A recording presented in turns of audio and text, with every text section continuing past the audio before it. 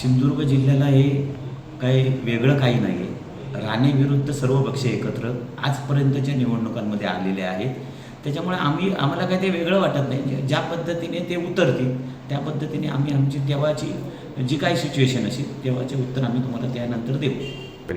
काही नाही, आम्ही कट्टर राणे समर्थक आहोत. आजपर्यंत कणकवलीचा विकास या सिंधुदुर्ग जिल्ह्याचा विकास राणे असतील, राणे फॅमिली असेल किंवा भारतीय जनता पार्टी यांच्या माध्यमातून आम्ही केलेला आहे.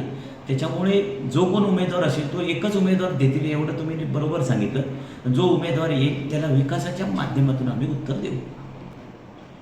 हे सन्माननीय वैभवजी नाईक यांनी तुम्हाला सांगितलं आहे.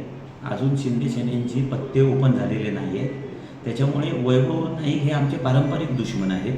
त्याच्यामुळे वैभव नाईक हे आम्हाला भडकवण्यासाठी किंवा आम्हाला आमच्या दोन या पक्षामध्ये फूट पाडण्यासाठी बोलत असतील. ज्या दिवशी शिंदे सेनेचे महत्त्वाचे पदाधिकारी निर्णय घेतील त्या दिवशी मी तुम्हाला त्याच्यावर उत्तर देईन.